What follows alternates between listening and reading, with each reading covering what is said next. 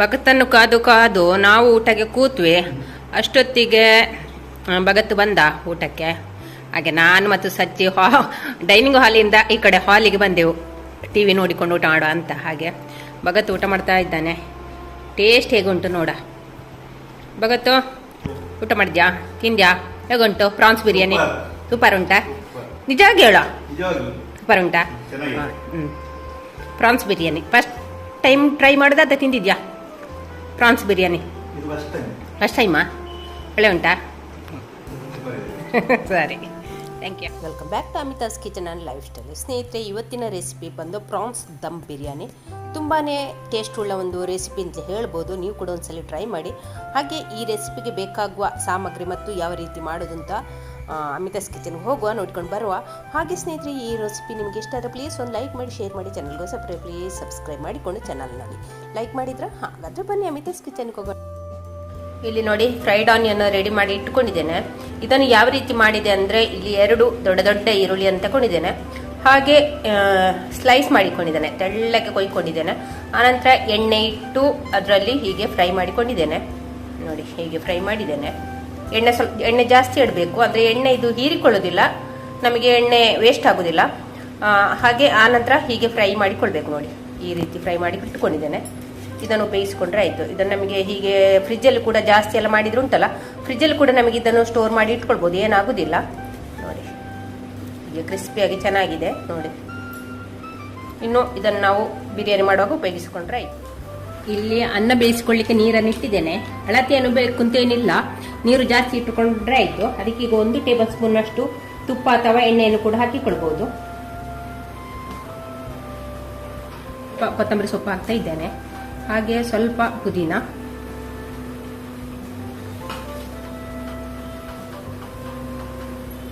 ಹಾಗೆ ಚಕ್ಕೆ, ಲವಂಗ, ನಕ್ಷತ್ರ, ಹಾಗೆ ಶಾಜೀರಿಗೆ ಮತ್ತು ಸೋಂಪು ಇಷ್ಟನ್ನು ಇದಕ್ಕೆ ಹಾಕಿಕೊಳ್ಳುವ. ಹಾಗೆ ರುಚಿಗೆ ಉಪ್ಪನ್ನು ಕೂಡ ಹಾಕ್ತಾ ಇದ್ದೇನೆ. ಇಲ್ಲಿ ನಾನು 3 ಪಾವಿನಷ್ಟು ಬಾಸ್ಮತಿ ಅಕ್ಕಿಯನ್ನು ಒಂದು 3-4 ಸಲ ಫಸ್ಟಿಗೆ ತೊಳ್ಕೊಂಡಿದ್ದೇನೆ. ಚೆನ್ನಾಗಿ ತೊಳೆದ ನಂತರ ನೀರು ಹಾಕಿ ಒಂದು 20 ನಿಮಿಷ ನೆನೆಸಿಕೊಂಡಿದ್ದೇನೆ. ನೆನೆಸಿದ ನಂತರ ನೀರನ್ನೆಲ್ಲ ಸೋಸಿಕೊಂಡಿದ್ದೇನೆ. ನೋಡಿ, ಸೋಸಿಕೊಂಡ ನಂತರ ಈಗ ಇಲ್ಲಿ ನೀರು ಕೂಡ ಕುದೀತಾ ಉಂಟು. ಇವಾಗ ನಾವು ಇದಕ್ಕೆ ಹಾಕಿಕೊಳ್ಳುವ.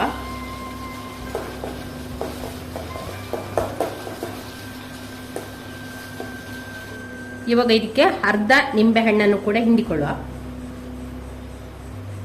ಹಿಂಡಿಕೊಂಡ ನಂತರ ಒಮ್ಮೆ ಚೆನ್ನಾಗಿ ಮಿಕ್ಸ್ ಮಾಡಬೇಕು. ಸೌಟ ಹಾಕಿ ಒಮ್ಮೆ ಚೆನ್ನಾಗಿ ಮಿಕ್ಸ್ ಮಾಡಿದ್ರೆ ಆಯಿತು. ಬೆಂಕಿ ಹೈಯಲ್ಲೇ ಇರಲಿ, ಪೂರ್ತಿ ಬೇಯಿಸೋದು ಬೇಡವಾ. ಇದೊಂದು 80% ಬೇಯಿಸಿಕೊಂಡ್ರೆ ಸಾಕು. ಬೆಂಕಿ ಕೂಡ ಜಾಸ್ತಿ ಇರಬೇಕು. ಇವಾಗ ನೋಡಿ, ಚೆನ್ನಾಗಿ ಕುದೀತಾ ಉಂಟು. ಅಕ್ಕಿ ಬೆಂದಿದ ಅಂತ ಚೆಕ್ ಮಾಡ್ತಾನೆ ಇರಬೇಕಾಗ್ತದೆ. ಜಾಸ್ತಿ ಇದು ಬೇಡ, 80% ಬೆಂದ್ರೆ ಸಾಕಾಗ್ತದೆ. ಇವಾಗ ನೋಡಿ, ನಮ್ಮ ಅನ್ನ ಕೂಡ ಬೆಂದಿದೆ. 80% ಅನ್ನ ಬೆಂದಿದೆ. ಇಷ್ಟಾದ್ರೆ ಸಾಕು. ಇವಾಗ ನಾವು ಇದನ್ನು ಸೋಸಿಕೊಳ್ಳುವ.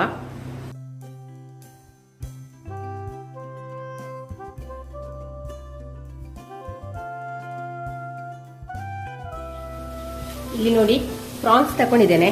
ನನಗೆ ದೊಡ್ಡ ಪ್ರಾನ್ಸ್ ಸಿಕ್ಲಿಲ್ಲ, ಚಿಕ್ಕ ಚಿಕ್ಕ ಸಿಕ್ಕಿದ್ರೆ ಒಳ್ಳೇದು ಅಂತ ಆಗ್ತದೆ. ಯಾಕೆ ಆಗ್ತಾ, ಒಂದೊಂದು ಬೈಟ್ ನಾವು ತಿನ್ನುವಾಗ ಉಂಟಲ್ಲ, ಒಂದೊಂದು ಬೈಟಲ್ಲಿ ಕೂಡ ಈ ಪ್ರಾನ್ಸ್ ಸಿಗ್ತದಲ್ಲ, ಹಾಗೆ ಟೇಸ್ಟ್ ಕೂಡ ಚೆನ್ನಾಗಿರ್ತದೆ.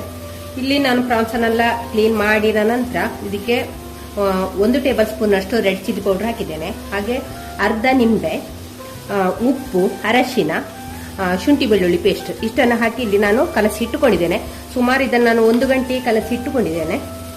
ಆನಿಯನ್ ಫ್ರೈ ಮಾಡಿದ ಕಡಾಯಿಗೆ ಎಣ್ಣೆ ಹಾಕಿ ಈಗ ಪ್ರಾನ್ಸನ್ನು ಅದಕ್ಕೆ ಹಾಕಿದ್ದೇನೆ. ಪ್ರಾನ್ಸನ್ನು ಸ್ವಲ್ಪ ಹೊತ್ತು ಇಲ್ಲಿ ಫ್ರೈ ಮಾಡಿಕೊಳ್ಬೇಕಾಗ್ತದೆ. ಬೆಂಕಿಯನ್ನು ಹೈ ಇಟ್ಕೊಂಡಿದ್ದೇನೆ. ಬೆಂಕಿಯನ್ನು ಹೈ ಇಟ್ಟುಕೊಂಡು ಇದನ್ನು ಫ್ರೈ ಮಾಡಬೇಕಾಗ್ತದೆ, ಇಲ್ಲದಿದ್ದರೆ ಇದರಿಂದ ನೀರು ಬಿಡ್ತದೆ. ಇವಾಗ ನೋಡಿ, 2ರಿಂದ 3 ನಿಮಿಷ ಇದನ್ನು ನಾನು ಫ್ರೈ ಮಾಡಿಕೊಂಡಿದ್ದೇನೆ. ಇಷ್ಟಾದರೆ ಸಾಕು. ನಾವು ಇವಾಗ ಸ್ಟವ್ ಆಫ್ ಮಾಡಿಕೊಳ್ಳುವ. ಇಲ್ಲಿ ಇವಾಗ ಒಂದು ಕುಕ್ಕರಿಗೆ 2 ಟೇಬಲ್ ಸ್ಪೂನ್ ಅಷ್ಟು ಆನಿಯನ್ ಫ್ರೈ ಮಾಡಿದ ಆಯಿಲ್ ಹಾಕಿದ್ದೇನೆ. ಹಾಗೆ 2 ಟೇಬಲ್ ಸ್ಪೂನ್ ಅಷ್ಟು ತುಪ್ಪ ಕೂಡ ಹಾಕಿ ಇಲ್ಲಿ ಕಾಯ್ಲಿಕ್ಕೆ ಇಟ್ಟಿದ್ದೇನೆ. ಇವಾಗ ಇಲ್ಲಿ ಕಟ್ ಮಾಡಿಕೊಂಡ 2 ದೊಡ್ಡ ದೊಡ್ಡ ಈರುಳ್ಳಿ ಅದನ್ನು ಕೂಡ ಇದಕ್ಕೆ ಹಾಕ್ತಾ ಇದ್ದೇನೆ. ಚೆನ್ನಾಗಿ ಮಿಕ್ಸ್ ಮಾಡಿಕೊಳ್ಳ. ಈರುಳ್ಳಿ ಹಾಕಿದ ನಂತರ 1 ಇಂಚಿಯಷ್ಟು ಶುಂಠಿಯನ್ನು ಜಜ್ಜಿಕೊಂಡದನ್ನು ಹಾಕ್ತಾ ಇದ್ದೇನೆ. ಹಾಗೆ ಒಂದು 10ರಿಂದ 15 ಎಸಳು ಬೆಳ್ಳುಳ್ಳಿಯನ್ನು ಕೂಡ ಜಜ್ಜಿದ್ದು ಇದನ್ನು ಕೂಡ ಇದಕ್ಕೆ ಹಾಕಿಕೊಂಡು ಚೆನ್ನಾಗಿ ಫ್ರೈ ಮಾಡಿಕೊಳ್ಬೇಕು.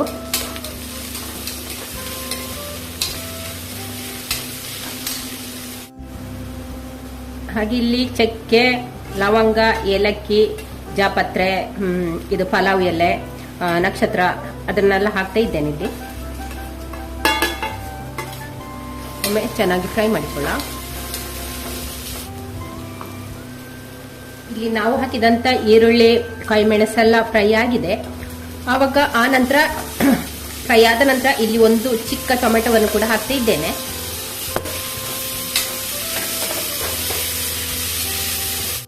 ಇಲ್ಲಿ ನಾವು ಹಾಕಿದ ಸಾಮಗ್ರಿ ಎಲ್ಲ ಫ್ರೈ ಆಗಿದೆ ಚೆನ್ನಾಗಿ. ನೋಡಿ, ಎಣ್ಣೆ ಬಿಟ್ಕೊಳ್ತಾ ಉಂಟು. ಅಷ್ಟೊತ್ತಿಗೆ ನಾವೀಗ ಬೆಂಕಿಯನ್ನು ಸಿಮ್ಮಿಗೆ ಇಟ್ಕೊಳ್ಬೇಕು. ಸಿಮ್ಮಿಗೆ ಇಟ್ಟುಕೊಂಡ ನಂತರ ಒಂದೊಂದೇ ಸಾಮಗ್ರಿಯನ್ನು ನಾವು ಇಲ್ಲಿ ಹಾಕಿಕೊಳ್ಳುವ. ಇಲ್ಲಿ ನಾನು 2 ಟೇಬಲ್ ಸ್ಪೂನ್ ಅಷ್ಟು ಬಿರಿಯಾನಿ ಪೌಡರ್ ಅಂತ ತಗೊಂಡಿದ್ದೇನೆ, ರೆಡಿಮೇಡ್ ಪೌಡ್ರು.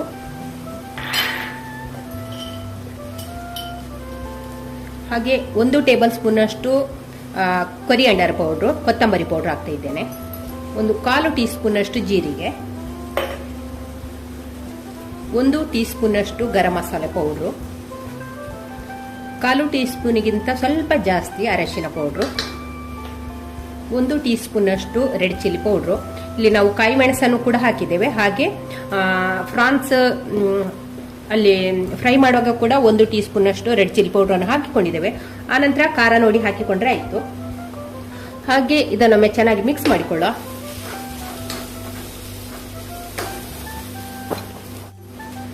ಹಾಗೆ ಇಲ್ಲಿ 1 ಟೀ ಸ್ಪೂನ್ ಅಷ್ಟು ಕಸ್ತೂರಿ ಮೇಥಿಯನ್ನು ಕೂಡ ಹಾಕ್ತಾ ಇದ್ದೇನೆ. ಬೇಕಾದ್ರೆ ಹಾಕಿಕೊಳ್ಬಹುದು, ಇದು ಆಪ್ಷನಲ್. ಹಾಗೆ ಇಲ್ಲಿ ಕೊತ್ತಂಬರಿ ಸೊಪ್ಪನ್ನು ಹಾಕ್ತಾ ಇದ್ದೇನೆ. ಹಾಗೆ ಪುದೀನ, ಕೊತ್ತಂಬರಿ ಸೊಪ್ಪು, ಪುದೀನ ಎಲ್ಲ ನಿಮ್ಮ ರುಚಿಗೆ ಅನುಗುಣವಾಗಿ ಹಾಕಿಕೊಂಡ್ರೆ ಆಯಿತು. ಒಮ್ಮೆ ಎಲ್ಲ ಚೆನ್ನಾಗಿ ಫ್ರೈ ಮಾಡಿಕೊಳ್ಳುವ. ಹಾಗೆ ಇಲ್ಲಿ ಒಂದು ಅರ್ಧ ಕಪ್ಪಿನಷ್ಟು ಮೊಸರನ್ನು ಕೂಡ ಹಾಕ್ತಾ ಇದ್ದೇನೆ.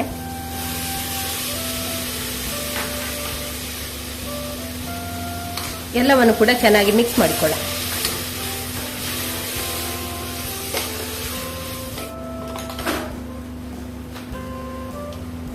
ಹಾಗೆ ರುಚಿಗೆ ಸಾಕಾಗುವಷ್ಟು ಒಂದು ಅರ್ಧ ಟೀ ಸ್ಪೂನ್ ಅಷ್ಟು ಉಪ್ಪನ್ನು ಹಾಕ್ತಿದ್ದೇನೆ.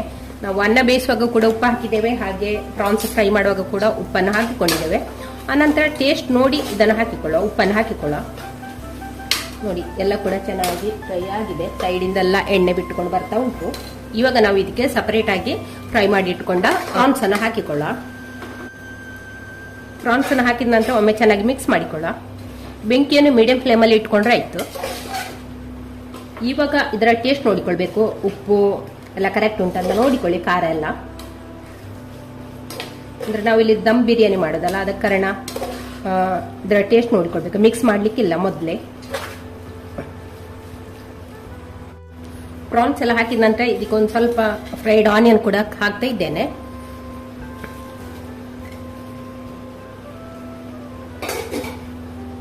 ಒಮ್ಮೆ ಚೆನ್ನಾಗಿ ಮಿಕ್ಸ್ ಮಾಡಿಕೊಳ್ಳ. ಇವಾಗ ಇಲ್ಲಿ ಅರ್ಧ ನಿಂಬೆಯನ್ನು ಕೂಡ ಹಿಂಡ್ತಾ ಇದ್ದೇನೆ. ಟೋಟಲ್ ನಾನೀಗ 1 ನಿಂಬೆಯನ್ನು ಹಾಕಿದ್ದೇನೆ. ಸಣ್ಣ ನಿಂಬೆ 1 ಹಾಕಿದ್ದೇನೆ.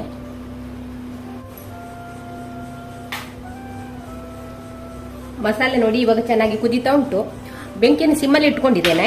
ಇವಾಗ ನಾವು ಇದಕ್ಕೆ ರೈಸ್ ಅನ್ನು ಹಾಕಿಕೊಳ್ಳ.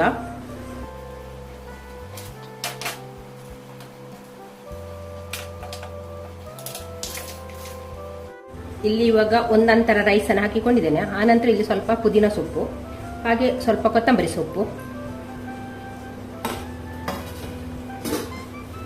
ಹಾಗೆ ಇಲ್ಲಿ ಫ್ರೈಡ್ ಆನಿಯನ್,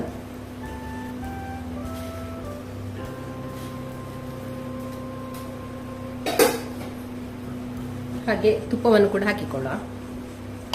ಒಂದು 2 ಟೇಬಲ್ ಸ್ಪೂನ್ ತುಪ್ಪವನ್ನು ಮೇಲಿಂದ ಹೀಗೆ ಹಾಕಿಕೊಂಡ್ರೆ ಆಯಿತು.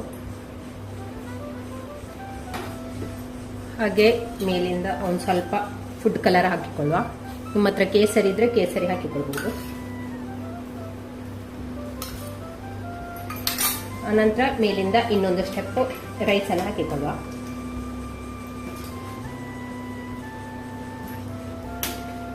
ನೋಡಿ ರೈಸನ್ನೆಲ್ಲ ಹಾಕಿಕೊಂಡಾಯಿತು.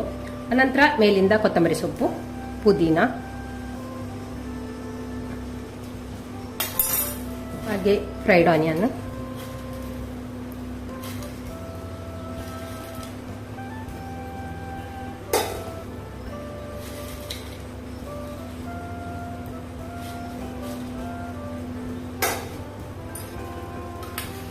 ಅನಂತರ ಫುಡ್ ಕಲರ್ ಆಪ್ಷನಲ್, ಹಾಕಬೇಕು ಅಂತಲೇನಿಲ್ಲ, ಒಂದು ಸ್ವಲ್ಪ ಹಾಕಿದೆ ನಾನು. ಹಾಗೆ ಮೇಲಿಂದ ತುಪ್ಪ, ಒಂದು 2 ಟೀ ಸ್ಪೂನ್ ಅಷ್ಟು ತುಪ್ಪವನ್ನು ಹಾಕಿಕೊಳ್ಳ.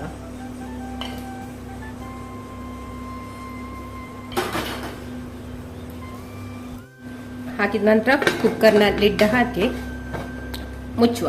ವೆಯ್ಟ್ ಹಾಕೋದು ಬೇಡ, ಹೀಗಿರಲಿ. ವೆಯ್ಟ್ ಹಾಕೋದು ಬೇಡ, ಹೀಗಿರಲಿ.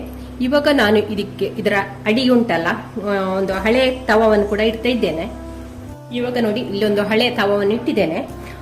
ಮೊದಲೇ ಇದನ್ನು ಬಿಸಿ ಮಾಡಿ ಇಟ್ಟಿದ್ದೇನೆ. ಅದರ ಮೇಲೆ ನಾನು ಈಗ ಕುಕ್ಕರ್ ಅನ್ನು ಇಡ್ತಾ ಇದ್ದೇನೆ. ಹೀಗೆ ಇಡದಿದ್ರೆ ಎಲ್ಲಿಯಾದ್ರೂ ತಳ ಹಿಡ್ಕೊಂಡ್ರೆ ಅಂತ ನಾನು ಈ ರೀತಿ ಇಟ್ಟಿದ್ದೇನೆ. ಈ ರೀತಿ ಇಟ್ಟರೆ ಉಂಟಲ್ಲ, ಯಾವುದೇ ಹೆದರಿಕಿಲ್ಲ ತಳ ಹಿಡ್ಕೊಳ್ತದೆ ಅಂತ. ಕ್ಲೀನ್ ಆಗಿ ನಮಗೆ ಬಿರಿಯಾನಿ ಸಿಗ್ತದೆ. ಹಾಗೆ ಬೆಂಕಿಯನ್ನು ಕೂಡ ಜಾಸ್ತಿ ಇಡುದು ಬೇಡ, ಬೆಂಕಿಯನ್ನು ಕೂಡ ಮೀಡಿಯಂ ಫ್ಲೇಮಿಗೆ ಇಟ್ಟುಕೊಂಡ್ರೆ ಸಾಕು.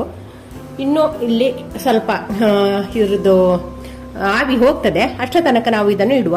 ಒಂದು 3-4 ನಿಮಿಷದಲ್ಲಿ ಆವಿ ಹೋಗ್ತದೆ, ಅಷ್ಟರ ತನಕ ಇಟ್ಟರೆ ಸಾಕು. ನೋಡುವ ನಮ್ಮ ಪ್ರಾನ್ಸ್ ದಮ್ ಬಿರಿಯಾನಿ ಯಾವ ರೀತಿ ಬಂದಿದೆ ಅಂತ. ನಾನು ಈ ತವದ ಮೇಲೆ ಒಂದು 1/4 ಗಂಟೆ ಇಟ್ಟಿದ್ದೇನೆ ನೋಡಿ. ಆನಂತರ ನಾನಿಲ್ಲಿ ಪಲಾವ್ ಎಲೆ ಇಟ್ಟಿದ್ದೇನೆ, ಒಳ್ಳೆ ಪರಿಮಳ ಬರಲಿ ಅಂತ. ಸ್ವಲ್ಪ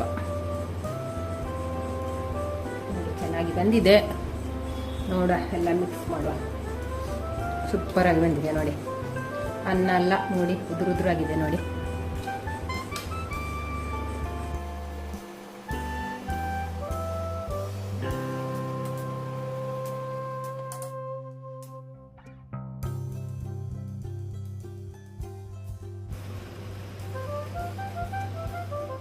ಪ್ರಾನ್ಸ್ ದಮ್ ಬಿರಿಯಾನಿ ಟೇಸ್ಟ್ ನೋಡ್ತೇನೆ ಯಾವ ರೀತಿ ಉಂಟು ಅಂತ.